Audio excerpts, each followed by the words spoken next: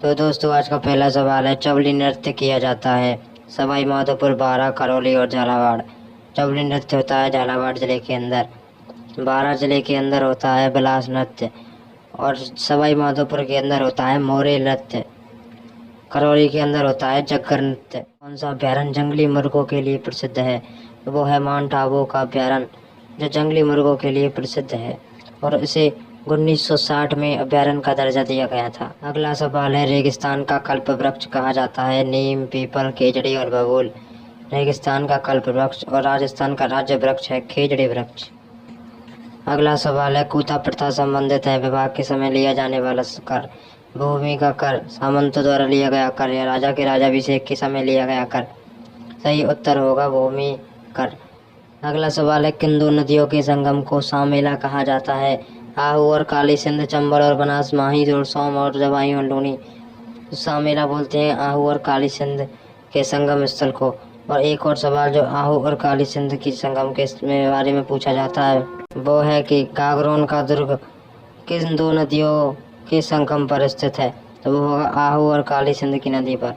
ये नदी और ये गागरोन दुर्ग कहाँ पर है? ये है झालावाड़ जिले के अंदर। आहड़ सभ्यता किस नदी के किनारे विकसित हुई थी? कोठारी, बेड़च, गंभीरी और परवन। आहड़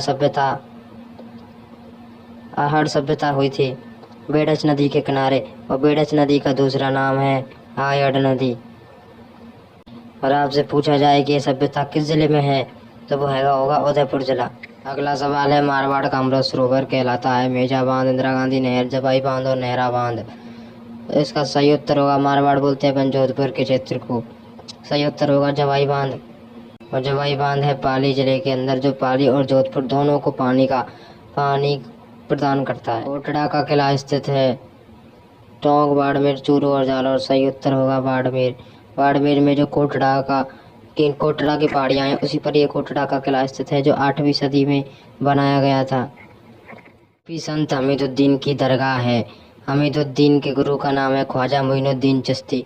ख्वाजा मोइनुद्दीन चिश्ती की दरगाह है अजमेर में और हमीदुद्दीन की दरगाह है नागौर के अंदर। सम्मिलित कीजिए। इधर नृत्य दिए गए हैं और इधर दिया गया है स्थान। बेदौरी नृत्य होता है झालावाड़ में, किधर है? झालावाड़। पीली नौच नृत्य होता है बांसवाड़ा में और नाहर नृत्य होता है भीलवाड़ा जिले के अंदर। डांग नृत्य किया जाता है राजसमंद में। आपको यहाँ से एक ही क्वेश्चन में 4 क्वेश्चन याद हो गए हैं, यहाँ पर आप देख सकते हैं। यदि आपको वीडियो अच्छी लगी तो वीडियो को लाइक शेयर जरूर कर दीजिएगा, अपने दोस्तों के साथ शेयर कर दीजिएगा। रामशाही सिक्के कहाँ के थे? रामशाही सिक्के थे बूंदी के, जो वहाँ के राम सिंह शासक ने चलाए गए थे। अगला सवाल है, श्रृंगारिक व शक्ति संबंधी गीत जो नायक द्वारा नायिका को बुलाने के लिए गाया जाता है वह है? नायक यानी हीरो और नायिका यानी हीरोइन। नायक गाता है नायिका को बुलाने के लिए, वो हो गया लावनी गीत। अगला सवाल है, चालीसा महोत्सव। कुछ लोग इसे चालिया महोत्सव भी कहते हैं तो कुछ लोग इसे चालीसा महोत्सव भी कहते हैं। ये किस समाज का पर्व है? ईसाई, सिंधी, मुस्लिम और जैन। चालिया या चालीसा महोत्सव है सिंधी समाज का पर्व। यह सिंधी समाज का सबसे बड़ा पर्व है। 40 दिन तक इसमें व्रत रखा जाता है और इसमें झूलेलाल महाराज की पूजा की जाती है। अगला सवाल है, खातौली का युद्ध कब हुआ था?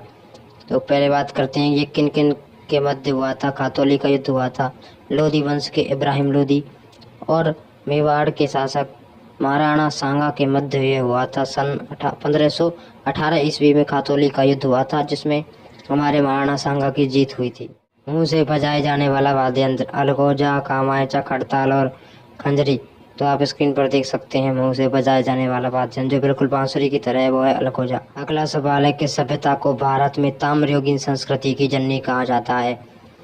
जो ऐसी सभ्यता जिसे ताम्रयुग की संस्कृति की जननी कहा जाता है वो है गणेश्वर सभ्यता। और गणेश्वर सभ्यता है नीम का थाना जिले के अंदर। गोगा जी का जन्म स्थान है?